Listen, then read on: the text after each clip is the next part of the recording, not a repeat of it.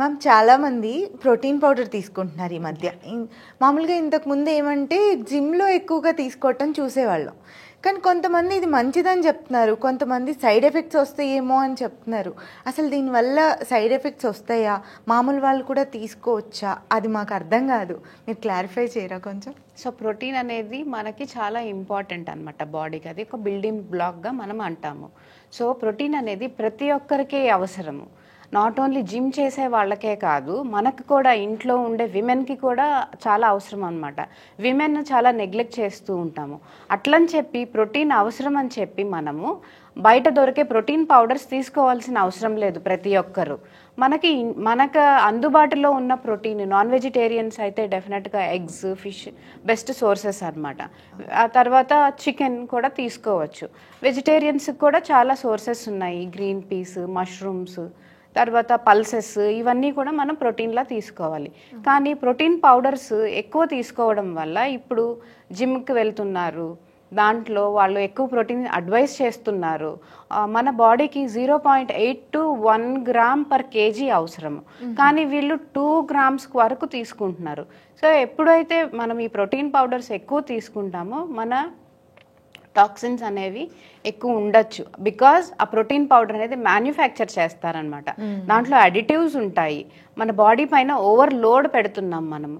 So ఆ protein powder మనం తీసుకునే ప్రోటీన్ పౌడర్ ప్రాపర్గా సర్టిఫై చేసిందా, దాని ఇంగ్రీడియంట్స్ చూస్తే దాంట్లో ఎంతెంత ఏమేమి వేస్తున్నాయి అనేది మనకు అర్థమవుతుంది.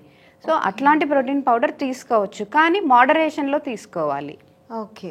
సో ఒక డైటీషియన్ చెప్పిన ప్రకారంగా తీసుకోవచ్చు, కానీ జిమ్ కోచ్లు చెప్పినట్లుగా ఇష్టం వచ్చినట్లు తీసుకోకూడదు అంటారా?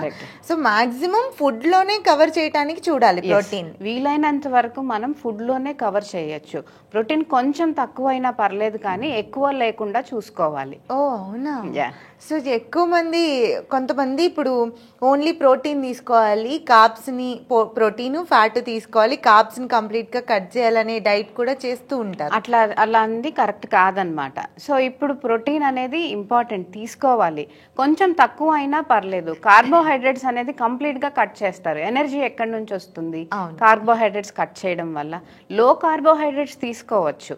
ఆ కార్బోహైడ్రేట్స్ మనం ఏ టైప్ ఆఫ్ కార్బోహైడ్రేట్స్ తీసుకుంటున్నాము అనేది మ్యాటర్స్ అనమాట. So carbohydrate, protein, fat, water, vitamins, minerals అన్నీ సమపాళంలో ఉండేటట్లు మనం తీసుకోవాలి. రైట్. కానీ చాలామంది ఫుడ్లో ప్రోటీన్ ఎత్తుక్కొని దాన్ని రోజు తిని, ఇదంతా పెద్ద ప్రాసెస్, పని కూడా కుక్ చేసుకోవటం చేయటం. కానీ ఇదైతే ఈజీగా ఉంది, పౌడర్ తీసుకొని మిక్స్ చేసుకొని తాగేయచ్చు కదా. సో ఆ ఉద్దేశంతో కూడా చాలామంది ప్రోటీన్ పౌడర్స్ని ప్రిఫర్ చేస్తున్నారు. సో మ్యాక్సిమం ఫుడ్తోనే కవర్ చేయడానికి ట్రై చేయండి, మనకెందుకు ఇవన్నీ. రైట్. Thank you.